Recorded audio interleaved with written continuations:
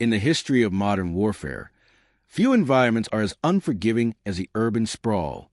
While open deserts allow for maneuvering and jungles offer concealment, the city acts as a cage.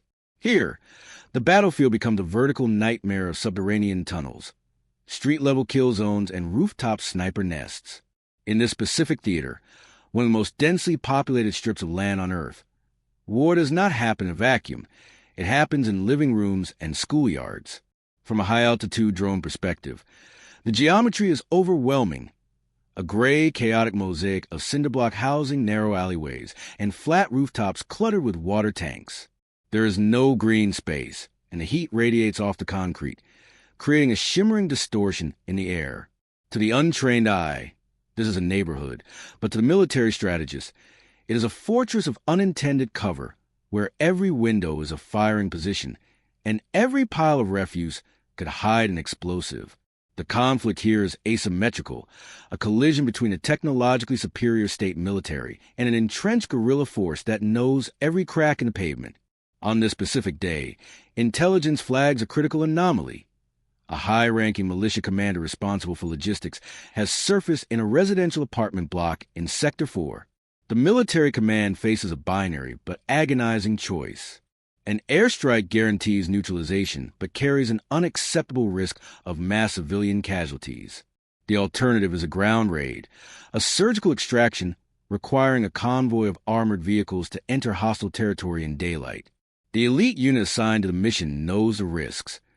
In these alleyways, armored vehicles are sitting ducks and communication signals bounce off concrete walls, creating deadly dead zones. As the convoy moves out, the contrast is jarring. Massive steel-plated vehicles barely fit through the streets, scraping the sides of buildings. As they advance, the vibrant street life dissolves. Shop shutters slam down, pedestrians vanish, and the noise of the market is replaced by an eerie, heavy silence.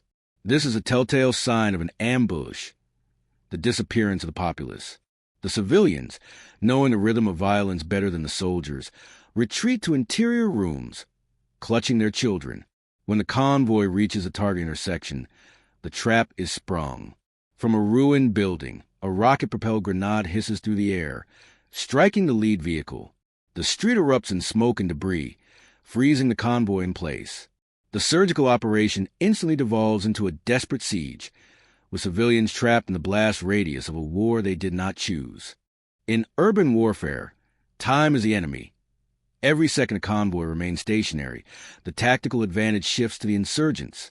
The ambush turns Sector 4 into a kill box, forcing soldiers to fight just to stabilize a perimeter. The militia utilizes the architecture itself, knocking mouse holes through interior walls to move laterally between houses without ever stepping onto the street. They appear as ghosts, firing bursts before vanishing through living room walls. Inside the command center, the atmosphere is suffocating. Despite the ground force being overwhelmed, the commander denies a request for air support because the target building is flanked by a school and a bakery. The rules of engagement are strict. The infantry must clear the target manually. This friction of war plays out in terrified intimacy. Soldiers breach adjacent buildings to secure cover, kicking open doors to find families huddled under dining tables rather than combatants.